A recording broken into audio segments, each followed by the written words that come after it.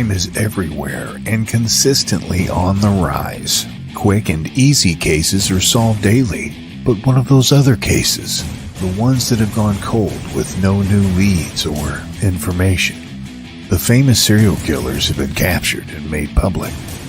But what of those still on the loose, or even worse, still killing?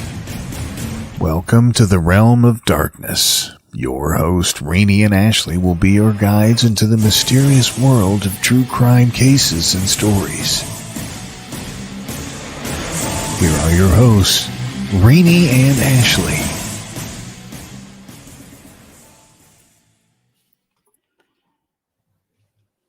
Welcome, everyone, to Realm of Darkness.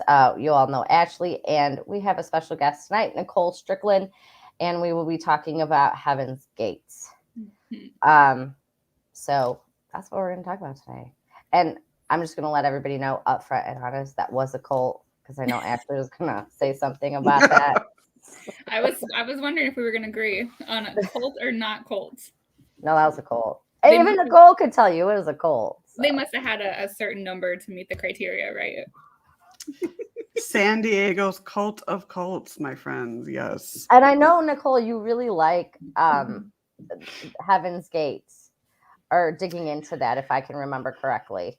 Yep, absolutely. Well, I think part of it's just because I live here, but it occurred, just so you know how old I am. Okay, so I was a senior in high school in '97. So that's, obviously when the suicides happened. I think it was March 26th. Mm-hmm. So, but even even today now, like, people talk about it all the time. It's just one of those weird cult. I mean, all cults are weird, but this one was weird.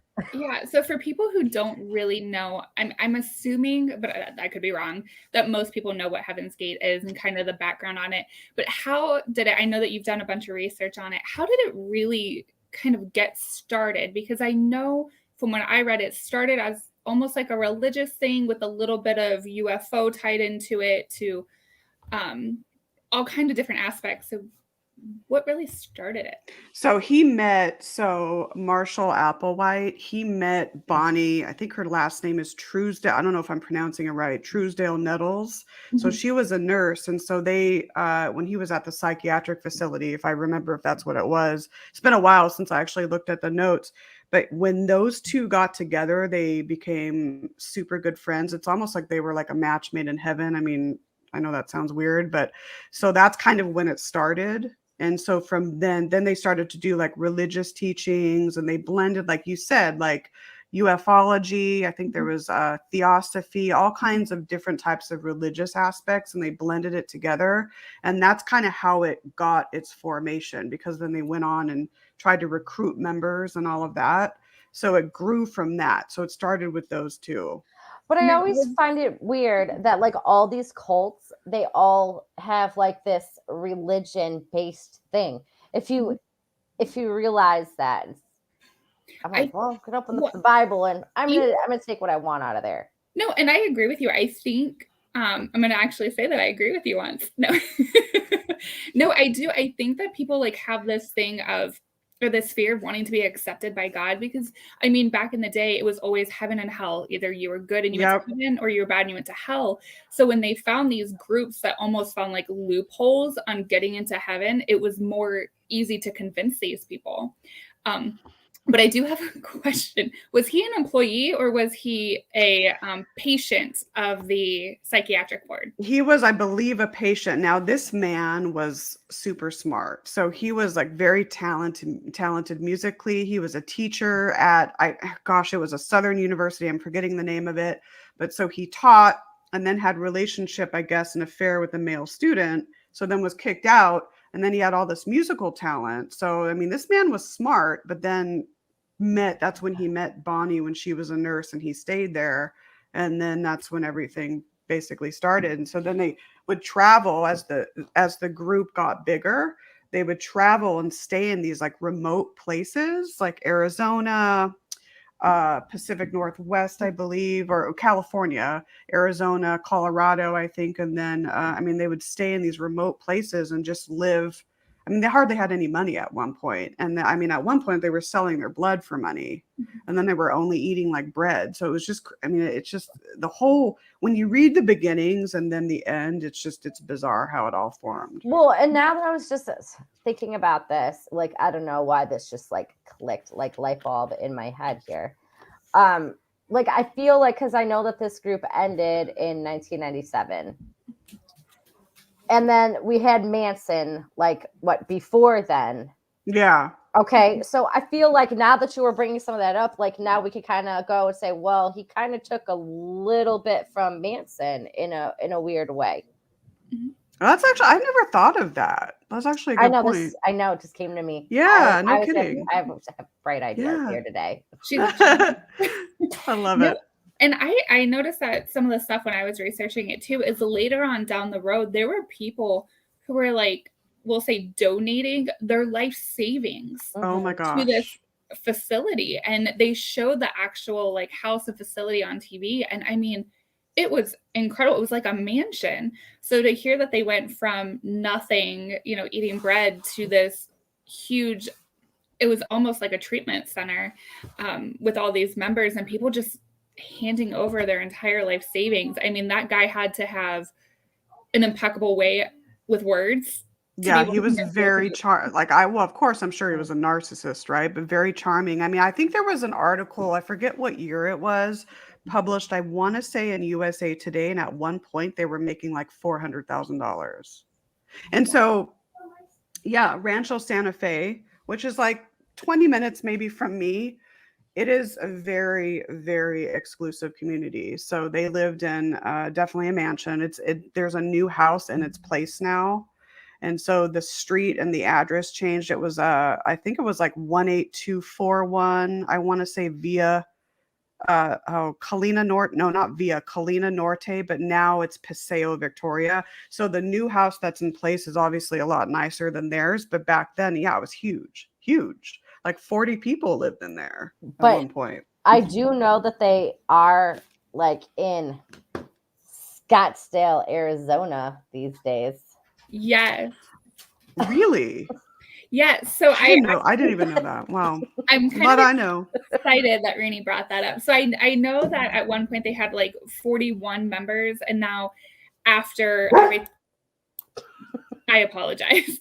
After everything in 97, it said that there were 2 members left, which I found kind of odd that if they were supposed to go and, you know, and shed their human skin and become better, why leave 2 people behind? But I think Reeni's got that answer. Okay. Yeah, okay.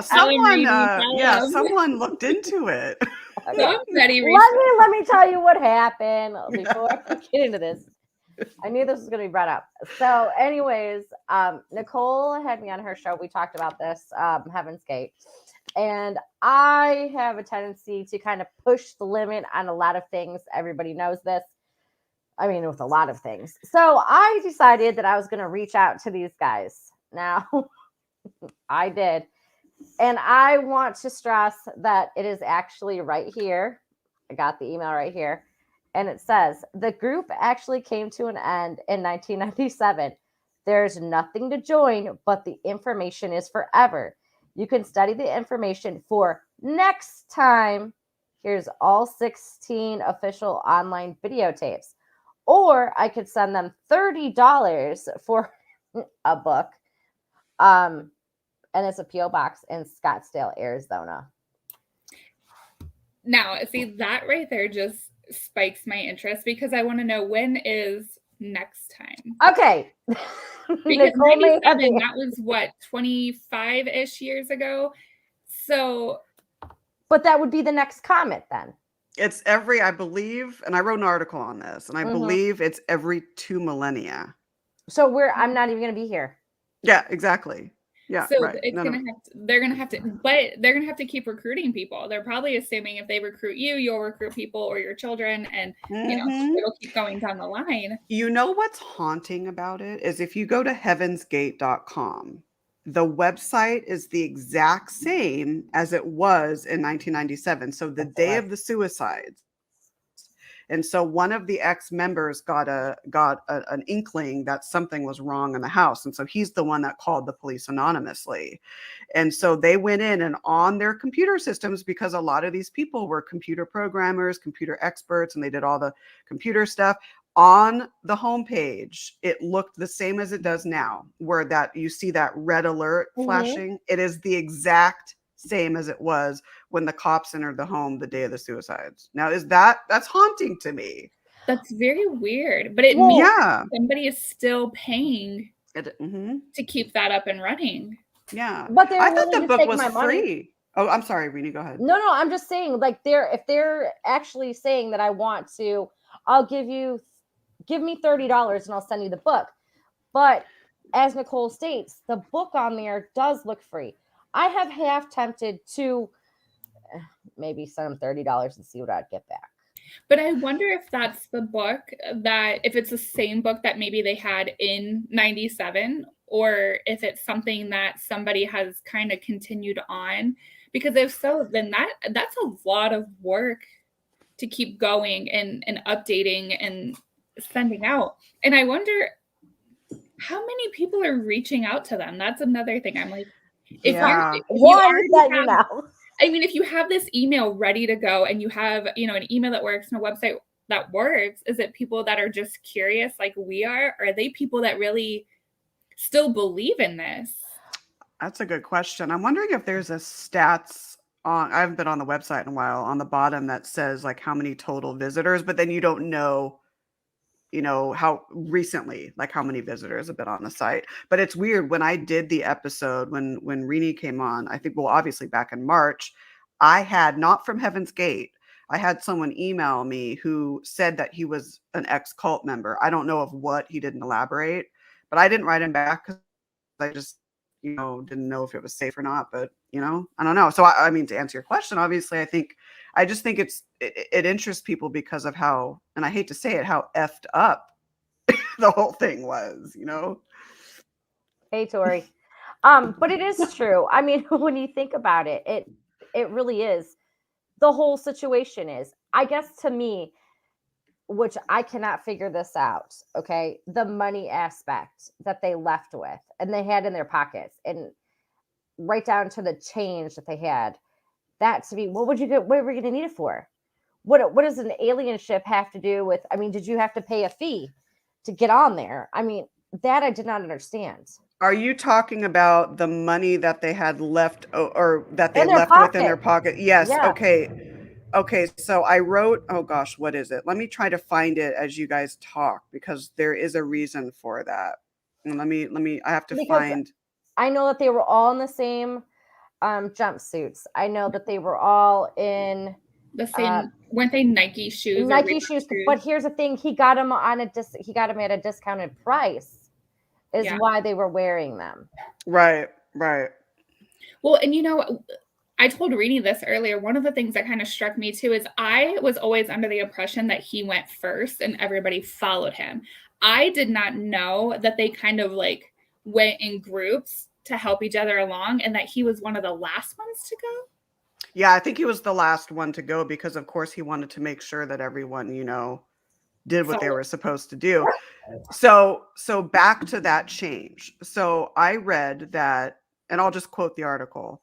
So now you may be wondering why they needed passports in this exact amount of change. According to the book Weird California, Your Travel Guide to California's Local Legends and Best Kept Secrets, which I have, the answer may lie in a 1907 story called Extract from Captain Stormfield's Trip to Heaven by the legendary Mark Twain. So the protagonist in that story departs for an extended excursion among the heavenly bodies on the rear of a comet, taking with him a passport and $5.75 in change. So that's just too coincidental. They probably took from that. Right. Tori said, I feel like I would go last in case I changed my mind. Yeah, exactly. Right. Exactly. Tori, and I'm with you because I would want to see, like, one, did it actually work? Two, was it painful and were they suffering, or was it quick? So I think that's kind of what I would definitely go. No, I want to go first. I mean, the whole applesauce, I think some had applesauce, some had chocolate pudding, but it was a shot of vodka with a huge amount of phenobarbital. So my question is, where do they get that amount of phenobarbital? Mexico? I don't know, maybe. Somebody had to be a medical profession somewhere to get it. They probably were crossing the border to get all kinds of stuff. Tori's taking chocolate. She's getting the chocolate one. Every time I don't have chocolate pudding that often, but when I do, every time I think about it, I'm like, oh my gosh, this is what I think they had. Some of them had chocolate. I know it was applesauce, but I think some of them had, oh my gosh, those poor people. Pudding. And I don't know if you guys have watched on YouTube, they're still there. They're called videos, the exit statements. Oh my gosh, these poor people. Say that it seemed to me almost with those exit statements that they all had the same thing to say, just slightly different. It was like it was rehearsed. Mm-hmm. And then I did see that he was the one recording them saying their exit statements.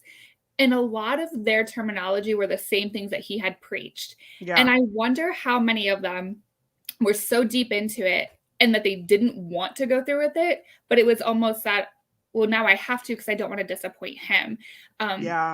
Because learning about these individuals, a lot of them they came from, broken homes. There were a couple that didn't, but there was broken homes. There were people who were bullied. There were people that just had low self-confidence, things like that. And it's like these people were looking for someone to accept them and love them. And he talks them all into killing themselves. That's a good point. And I've often wondered that too. Like, what were they thinking? Because they went in shifts of 3. But I guess to me, my thing is like when I was watching those, I feel like maybe he wrote some of those out and he was like, I need you to read this word for word. Yeah, it could very well be. They were very awkward in the videos too. Very much so. The haircut the same way. And then I don't know if you watched, there's a video of where he's addressing the class. And so he has one of the guys and all their names end in ODY, right? Because he was a musical genius at one point is what I've read. So probably like Melody, the ODY, I don't know. Maybe that's why. I don't know. I'm just a guess. But there's a video where he's addressing the class and they're sitting there in rows, I think of 3 or 4, and they're all wearing that black jumpsuit. And so he has one of the members stand up and show the patch, Heaven's Gate away team and all of that. But when you watch that video, he addresses them as though they're 5 years old. He's so condescending. Like there's one woman that I think she was camera shy, and you hear him say in a very like condescending tone, like, look at the camera, look at the camera. It's like, why are you talking to them like they're 5? Right. And that's why I think you hit it on the head when you said that he was a very narcissistic type of person. Because I do notice that these people, I don't want to say they came across as weak, but I think he was a predator, honestly. I think he's just a different form of a predator. And he fed on their weaknesses. He promised them the world. And oh gosh. And I do wonder how much of, we'll say that the suicide, I wonder how much of it consisted of him sitting there going, okay, do it. And maybe that's why he asked, like, where people regretting it. And he just sat there and was like, no, you have to do it now. You have to do it now. And then these poor people just, like I said, were too far in and they just did it to do it. Well, they thought they were getting on a spaceship. I mean. No. Okay. I'm crazy and I believe in a lot of weird things. Oh, me too. Me too. I'm right there. But I mean, for someone to, I don't know. I don't know if I would ever be in a place to believe that.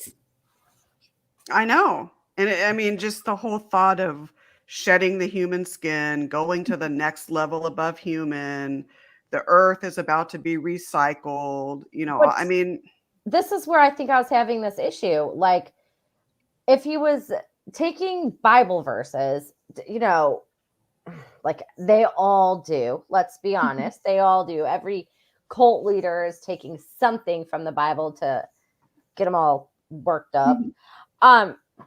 But you would think that they would say, this isn't making sense. Like, I don't get on a UFO and then I'm just gone. You know what I mean? Yeah. Like, I know that I can't get on a UFO and just be like, well, no big deal. Yeah. Trust me, it would have, be kind of cool, but I want to come back. Right. Yeah. I think Tori really explains it really well. It's, you know, like abuse. And one of the things I did see is that the people that did go there, once they were there, they were kind of cut off from their families. So Oh yeah. even if they wanted to leave, I don't think they had the ability to leave or the means to leave. There was a woman I saw that joined, and she had a husband and 2 children. Yeah. And the minute she went to that facility, her kids and her husband were cut off. She never spoke to them. She never saw them. And I just wonder if there were people, I think Tori might be right. Like, but if he didn't think that you fit that whole thing, he kind of like sent you out. But I think that could also be driven by money. If someone knocks on your door and offers you their life savings, depending on how much that is, do you really think he's going to turn that away? Right. He kind of seems very greedy, sociopathic. Well, I mean, I understand what you're saying, but if somebody came and said, "Hey, I'm going to give you my last $7 to put like gas in your gas tank right now because gas is so high," I'm probably going to take it. I will definitely be your leader. Yeah, exactly. I mean, and the more following you have, the more important it's going to make you feel, and the more other people are going to look at you and be like, "Well, there's 41 people following him. He must be onto something." Yeah, and it was. Oh, go ahead, Reenie. Sorry. No, go ahead. Michael. Hi, Michael. Hi, Tori. I wanted to say hi to them because Go ahead. Yeah. So I read too that so Bonnie ended up, I think it was brain cancer. So she was dying, and her daughter lived, I think, like 4 or 6 hours away, driving distance. She was not even allowed to go see her mother. Yes.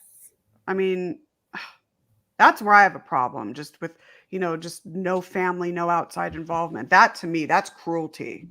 Well, and that's probably because those people are going to talk sense into you. I feel like if the 3 of us decided, hey, we're going to go join this cult, Tori would probably be like, Reenie, what the hell are you doing? Like, somebody would call us and be like, you guys, you're nuts. I mean, let's be honest. If I was going to join a cult, I would be honest. Tori and I are very good friends. Her dumb butt would be following my ass too. Like, oh, this is a great idea. This is a great idea. I mean, it's no, I don't think she would eat the pudding. I'm going to give Tori more credit. I don't think she would eat the pudding. No, I mean, I think she would. I'm sorry, Tori, but I'm going to say yes. I think she'd eat the pudding. Her and I will probably eat the pudding. Would you mix it with applesauce? No. Okay, I'm just not chocolate pudding and applesauce. No. That just sounds nasty. I mean, The comment, oh my God, these comments are cracking me up. It said, Tori, snatch you by your weave and drag you the other way. Bullshit, Tori. Bullshit. But I don't know. It just still, like I said, it baffles me with these cults. I just don't understand how someone is so persuasive enough to get these people to believe this. I mean, for one, like, I'm not even lucky enough to like win at Keno. Oh, me neither. Oh my God. Let alone I'm going to be chosen to be. No, that's. It's interesting though, compared to like, okay, David Koresh of the Branch Davidians of Waco, and then you have Jim Jones of the People's Temple. Yep. Those 2 were more obviously, what I'm trying to say is they were more obviously cruel, whereas I think Marshall Applewhite did it very cunningly, in a nicer, charming sort of way, if that makes sense. Like I said, I feel like he took some, kind of like Manson, which is, I know that we brought that up. I'm kind of fascinated with him now, but anyways, story goes on is, if you really think about it, Manson was charming. I mean, that's what I'm saying. Actually, I don't think he was. But he was, because they could use their words really well if you think about it. But see, in today's world, I don't know if that would fly, because I feel like people are stronger in today's world. And I think if these guys. Oh, I'm sorry, wow. Michael. Michael. Oh my gosh. I am so, man, that hurts my heart right there. That hurts my heart. I'm sorry. That's awful. It is. Those people. But here's the thing with Jones, though. Jim Jones, this is what really, and this is one thing that it's always really just irked me, is like it was stuff like that was forced on those Mhm, people. mhm. It was forced. There's people that did not want to, die. They were not ready for it. And they were forced. But see, here's where we're at, Heaven's Gate here. They weren't forced. They knew exactly what they were doing. And Manson, well, that's like a whole different thing. I But, think. Oh, go. I'm sorry. I'm done. What I was gonna say is, I think with, and this is just my opinion, I don't, Mhm. whatever, but I think with Marshall Applewhite is he was so convincing and was able to almost, I don't know if it's pure brainwashing, but that's the word I'm going to use, brainwash these people that he knew, well, if they want to leave, they can leave, but they're going to realize that I'm right, that the outside world is not for them, and then they're just going to come crawling back to me. That's kind of what I think his mindset was. So Okay. did they have the ability to leave if they wanted to? Yes. I know. I mean, that's what I've read. Right. And like I said, I mean, they're coming back. I mean, if I want to study it, let's be honest. I sent that email. Anybody that wants it, I mean, I can send it out to them. But like I said, they have every intention of doing this all over again. Yes.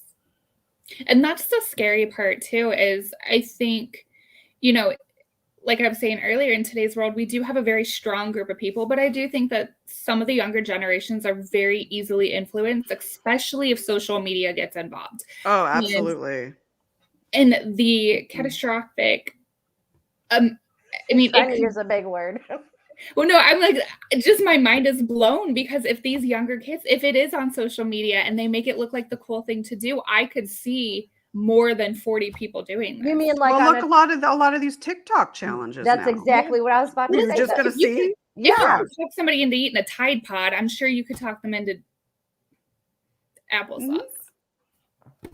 That's right. I mean, Tori made a good comment. The last one. Yeah, that's good. It would be interesting to see what was going on with religion and other, social aspects. Yeah, at the and time. That's the only thing I don't think religion is as big in today's time as it was back then. So maybe they would have a little bit more of a difficult time playing that aspect of it. But like I said, social media. I mean, these kids are eating Tide Pods and drinking things they shouldn't be drinking, or suffocating themselves just for a supposed challenge. I mean, if they took over the internet, it would be awful. But then could you turn around and say that TikTok is becoming a cult? I mean, I guess it depends on how you look at it. But if you don't think Manson was a cult, we're not going to say TikTok's a cult. Okay. I'll stay out of this one. Because, I mean, I do think at some point you could say that, because there are people, I mean, the TikTok challenges and the dances and, and some people are addicted to it. So if somebody started something like that on TikTok, I could absolutely see it turning into something bad. Yes, Michael, it is. Social media is. Yes. See, I told you, I have somebody that agrees with me on this one. I mean, I didn't disagree. I'm just saying. Remember when we didn't even have social media? Like, I think a lot of our world's problems, the common denominator is social media. Yes, it's the form of bullying. It's the form of people being self-conscious about their bodies. I mean, it's awful. I mean, I still remember when Facebook, it was only for people in college, and you had to use your college email address. Oh, that's right. Yeah, back when it first started. And now I think there's like 10-year-olds on it. Yeah. But like I said, the whole Heaven's Gate thing, I think the only thing that really bothers me is this whole, I know, how can they not figure out that the spaceship is not coming to get them? And I understand everybody's like, oh, well, they have weak minds. They have weak minds. But still, I mean, you have to have a little bit of common sense to say, I'm not saying that UFOs aren't real, because I think I've experienced one. But I didn't say, hey, take me.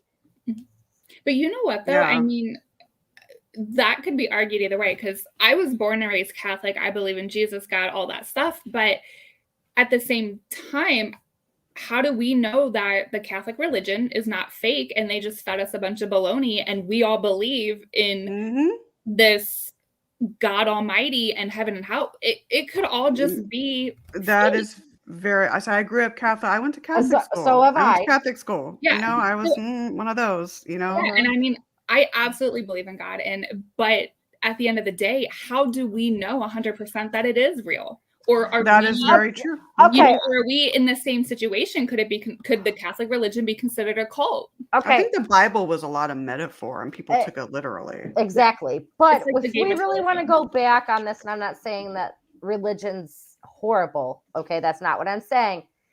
But then we're getting into this life after death thing and reincarnation and whatever the situation is, or whatever word I'm trying to use. That's like a whole different show. But because I know as paranormal investigators, all three of us, it's a good topic. But what if that is? What if you die and you're on the other side and that's it? What if there is no heaven, no hell? There's just. But you're not going to get on a spaceship, okay? Well, no, but I'm saying heaven and hell could be the same situation as the spaceship, as hundreds of thousands of millions of people believe in heaven and God and all this, when in reality, it could be fake. And then you have these 40 people who believe in a spaceship. I mean, it's the same situation. Okay, I'm not saying that UFOs don't exist. Okay, that is not what I'm saying. I'm just saying common sense is no UFO is going to come and take me after I die. I mean, Catholic religion, the rapture. Yep. They say that there will be a second coming. There's the 4 horsemen. But not a spaceship. Oh, we've heard that. Yeah, I know. You know what I mean? I think they a felt spaceship or God Almighty himself. I mean, it's just the different way that you look at it. I mean, you talk about the apocalypse and the second coming. It's the same thing as telling somebody, hey, a spaceship's going to come pick you up. But instead, God himself is going to come pick you up. Yeah, I think that they felt that after Bonnie died, he felt that she was the one instrumental with the Hale-Bopp comet. They felt this is our time. They felt that was the sign for them to go to the next level above human via a UFO that Bonnie was riding in. So she was going to come down on it and meet them and then take them away. Right. Well, I'm going to take us to break really quickly. So we'll be right back in just a second.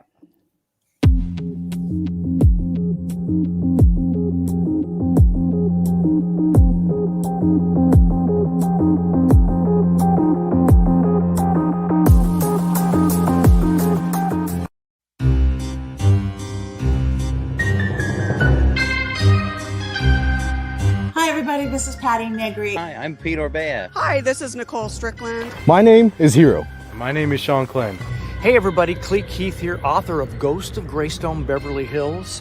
I'm excited to invite you to the OC Paracon, which is going to be the first week in October. Now that's just some of the people you're going to meet at Orange County Paracon. That would be Anaheim's first ever paranormal conference. I'm Henry, the organizer and also the host of Paranormal Perception, inviting you to meet those people that you just saw. You'll meet everybody, including some guests, some people that we haven't even announced on the website. It's going to be a surprise. Everything, info, tickets available on that website, ocparacon.com. Hope to see you to kick off our favorite time of the year in Anaheim at OC Paracon. Take us with you on the go and download the new WLTK DB mobile app. Search the App Store and Google Play under WLTK DB Talk Radio. Download free today. The unexplained. It's all around us and usually supplies more questions than answers. You need answers. You need Cross Country Paranormal. Founded by Benjamin Young, CCP seeks to train, educate, and mentor anyone that has a passion for the paranormal. CCP is building a network of teams and investigations across the country, and all experience levels are welcome. Learn more about CCP on their website, ccpinvestigations.com, where you can find frequently asked questions, check out their equipment, follow their latest events, and of course, shop. Visit them now at ccpinvestigations.com. That's ccpinvestigations.com. Cross Country Paranormal. All are welcome. All are family.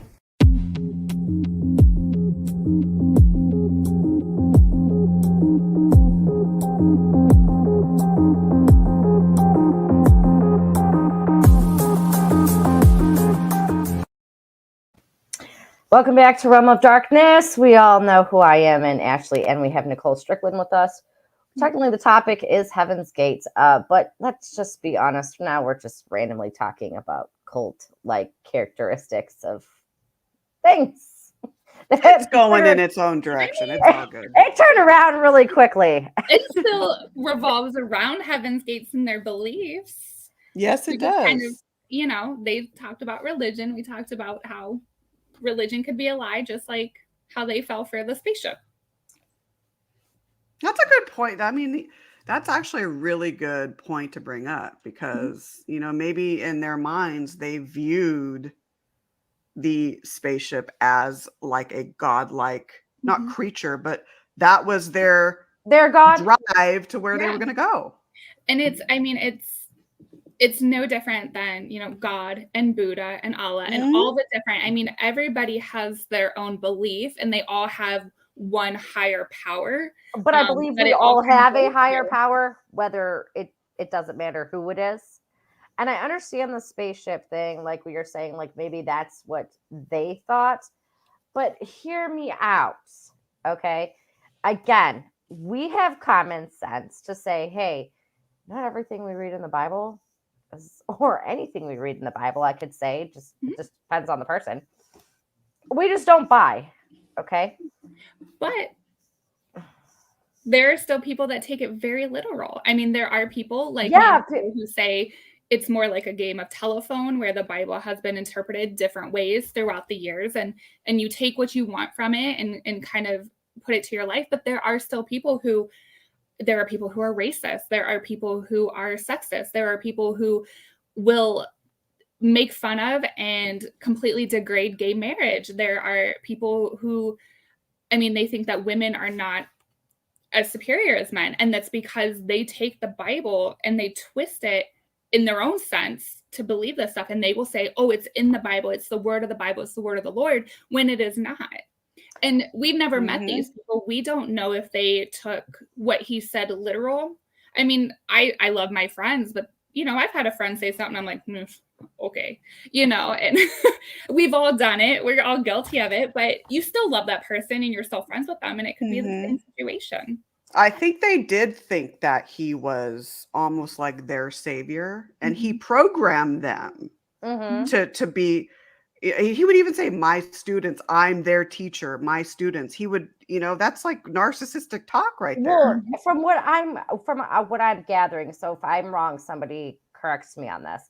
Did he not show him videos on like this teaching? Obviously there's a book. Okay. We know that there is a book. But did he ever do that? Like sit him in front of like this TV type thing? Cause that's like what I envision. Like, you're sitting there and you're watching, because like if you actually watch any interview with him, he's got like this huge bug eyes and it's like you can't stop staring. Oh my gosh, I've watched those videos. Like, I know. And he doesn't blink. He doesn't blink in any. Well, he does, but it's like 5 minutes later, another blink. I mean, how does he do that? He hypnotizes you. He's like, I know. Oh my gosh. That's how it And then feels. the People magazine with his face on the cover when that happened. Whoa. I mean, oh my gosh. Don't even get that. It was like, every video, I was like, I couldn't imagine having to sit there and watch that. Yeah. But he was a very eloquent speaker, though. Even though I don't believe what he was saying, you can't help be intrigued by like how he talked. He was very, very eloquent, very, yeah. And you said, in the beginning that he was extremely smart. And sometimes people are just drawn to intelligent people anyway. And if he was extremely intelligent, the words that he used might have just grabbed people. And some people just have gravitating like personalities. There's just some people where you're like, I don't know why, but I just like being around them. And he might have been one of those people. Yeah, and a lot of them were very smart too. I mean, educated, not they they were not just smart, but they were educated, and it's not like they lived in a hole their entire life. So But they, but like I said, it seems like, okay, so in a way, he's using this Bible stuff, but he's only taking the people that he wants to take with, leaving them here. So it's kind of like he did take Nicole. I'm sorry, it's hot. Man, I had the air on too. My gosh, like that's hot. I had to. But what I'm saying is he had to leave people here to preach his, I don't even know what you want to call it, because it's not religion. It it does kind of fall into almost the same. I mean, we had Jesus and the disciples, and then you have him and his followers, and it's very similar. And I wonder, and this is just the way my brain works, but I wonder if he thought that out before he kind of did what he did. Like if he kind of almost aligned it with the way that religion did come about to make it more believable. That's a good point. And actually, one of his ex-students, actually, it's the same individual that did phone the police the day of the suicides. He has said, I believe that Marshall Applewhite was the second coming of Jesus Christ. That's what he said. So. Which would make sense. But like I said, I mean, he left basically his disciples here to charge me $30 for a book. I'd be curious if the book says more than like what's on the site. I've thought about this.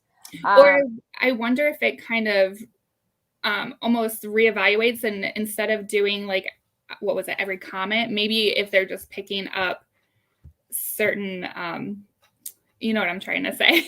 I don't want to say like natural events, but I wonder if they're going to try to have it wait that long, or if they're going to do it in more shortened timelines. Because like Reeni said, if we're not going to be around, those people more than likely aren't going to be around. So are they going to try to find ways to possibly speed up the second coming? But then what is the second that's coming? A good point. Or the third coming, I guess. Yeah. What happens if it's not a comment? Maybe I should just order the book. Well, that's what I'm wondering. wondering. What happens? Yeah, is it going to be a comment? Is it going to be freaking retrograde? Are they going to pick some type of event and say, oh, this is happening because of this event? Got that too. I think it's every 2 millennia, I think. Don't quote me on it. Yeah, if something major happens, they're going to say, yep, that's our sign, that's our time, that's our window. But I'd be curious to know if anyone who knew them has had any spiritual experiences with them on the other side, to hear what they have to say. I know I've always wondered that.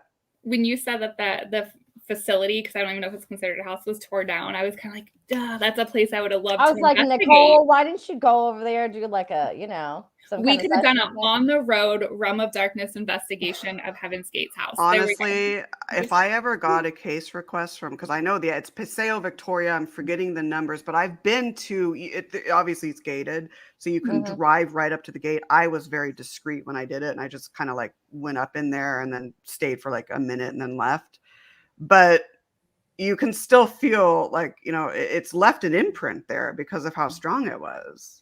Now, when it was still there, did it have any signs? Because I know Heaven's Gate was not the original name of the group. I know that they had 2 other names in the beginning. So was there like any like sign or anything saying what it was, or was it just? They were so private and so discreet, like, oh my goodness. And then they would travel together. I think they had like 2 or 3 vans. So then how did people find out about them? Like, how did people find out? How did people become a member? I think through flyers, and then of course the website.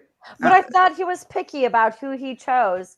And then just if he didn't like them, he would send them on their way. Or maybe I'm getting him confused with Manson. I think maybe. He was buying them bus tickets. It wasn't Jim Jones that was buying them bus tickets. It wasn't Manson that was buying bus tickets. So it had to have been him. And that's Manson, why he left people behind. Yeah, and Manson was a lot of women. He focused more on women than he did on just a general population. And see, Marshall Applewhite, I think had an issue coming out. And so I think a lot of his issues were because he was confused and wanting to come out. He did have that male affair with a student at one point, which, he lost his job for. So, but yeah, I think, oh gosh, I want to say it was a little bit more. I don't know if it was a little bit more women than men or men than women, but it was almost equal with Yeah, the final, going away team. yes, the exit videos, Mhm. it was a pretty good number of each. It didn't have, I didn't feel Yeah. like it was And teeter it one was, way or the other. but unfortunately, this went by very, very quickly. I know. I'm gonna, we're gonna have to continue this after I'm gonna order the book. Okay, let's just be honest. I'm gonna order the book. Yeah. And then we're gonna have a discussion about this. So we're gonna have to give it a little bit of time. But Nicole has a show on next. Afterlife Chronicles. What is your show about tonight, Nicole? Oh, well, I was supposed to have Mike Ricksecker on, but he's unavailable. So I'm just doing like a part 2 ghost story. So I'll be talking about history, ghosts, hauntings, paranormal claims, Hotel Del, Davis Horton House, which are both here in San Diego, USS Hornet, which is in Alameda, California, and if I have time, Proctor Valley Road, which has all these urban legends attached to it, which is cool.